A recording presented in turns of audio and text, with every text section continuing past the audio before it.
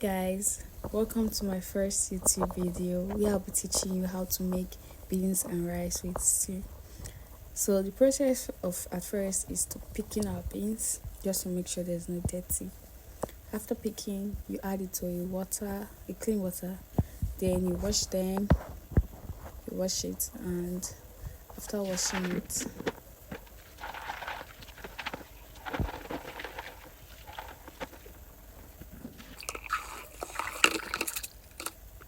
you add it to a pot of boiling water just to make sure that the beans does not get soggy and it still maintains that it's strong, neutral kinda, not really strong, not really soft, like moi. Then cover it. Then when the water has boiled a bit, you remove it again and filter it, because I heard they add embalming stuff now to beans. This was after I've filtered it the second time, and then it's getting soft a bit. So now you bring in our rice and you wash it.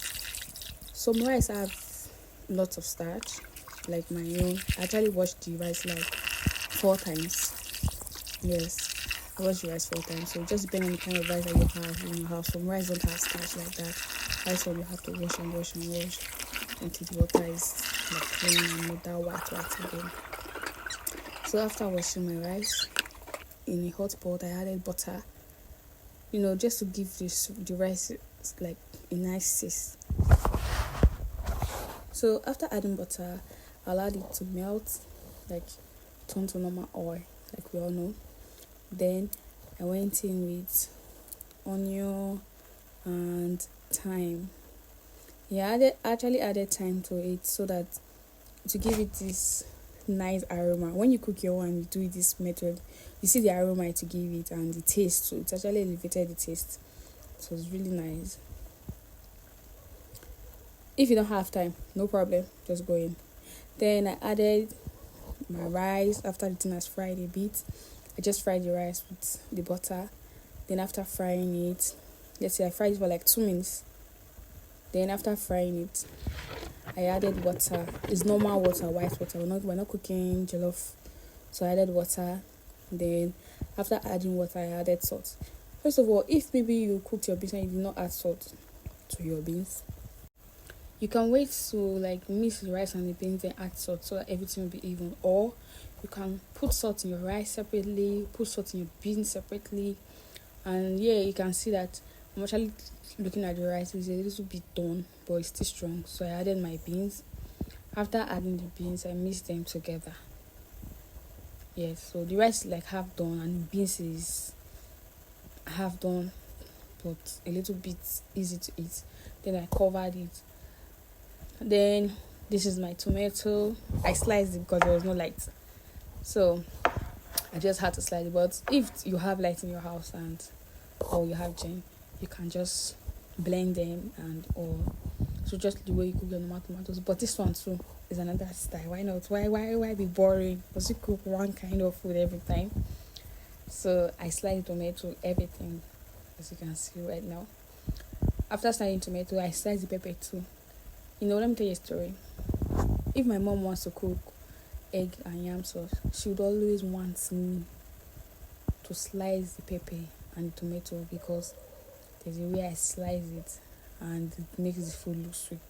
Like I was slicing a whole lot of pepper and I would not complain. My hands are pretty much used to it now.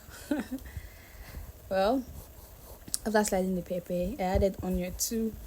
Anything you want to add, you can add your green pepper, you can add your yellow bell pepper, anything you want to add. So I added 2 types of pepper. One was very peppery, while the other one just has scent. It does not really pepper like that. So that's it. You can notice the difference in color of the pepper. So just the normal hot pepper and not so hot pepper. So I boiled my meat. I'm using cow meat for it. This is mostly pomo. So I'm boiling it first without any form of ingredient, just so that the pomo will get done a little bit before adding the ingredients. You know that if you add salt to pomo, to not get done, to take time. So this is me showing you my seasoning that I'm using. Use the seasoning that works for you best. This is what I'm using now. This one, that woman curry. Oh my god. I don't know, like, it is very, very nice. It gives it a good color. Any kind of food you're cooking, if you're cooking jollof rice, if you're cooking fried rice, it gives it a good color. Let me tell you a secret. Do you know that the Wonder Woman fried rice spice I use for jollof rice because of how great the color is? My jollof rice always turn out very, very fine and sweet. You know, if you're looking for that party color, is it for you? So these are the seasonings. You can see them. The names are all there. So, or use your own seasoning. I don't know what works for you, but some people are allergic to some of the seasoning here, so you cannot use everything. I've already added the onion. I slice the onions. I slice it a bit. I don't like seeing my onions. That's why I slice it like this, and it's still together, but it's going to scatter very soon. So see that your relationship that you're gathering to scatter very soon. That's it. See that the onions have disappeared. So I added mango a little bit because the taste was not coming out. I added salt, yeah. I think I added more salt. Yes. So you just taste it and taste to your own palate. Yeah, their own palate. So that's it. Then oil. I actually added a little bit of onion first of all to see if the oil is hot enough to fry it. So I fried up the meat. It was great. Depends on how you want your meat to be. If you want it very, very dry. If you don't want to fry your meat, that's fine. So this is me now preparing for this stew. I use the same oil I use in frying the meat for this stew. I went in with my onion, normal level. Going with your onion. I let it fry for like 2 minutes. Depends if you want your onion to be burnt. You can allow it fry more than that, but if you don't want it, then I went in with my tin tomato. Now let me tell you, if you don't want your stew to have a sour taste, some people say, it'll bite. If you don't want your stew to have a sour taste, fry your tin tomatoes very, very well. Like, fry it very, very well. Let it burn. Let it burn. It has scattered. It has dissolved inside the oil.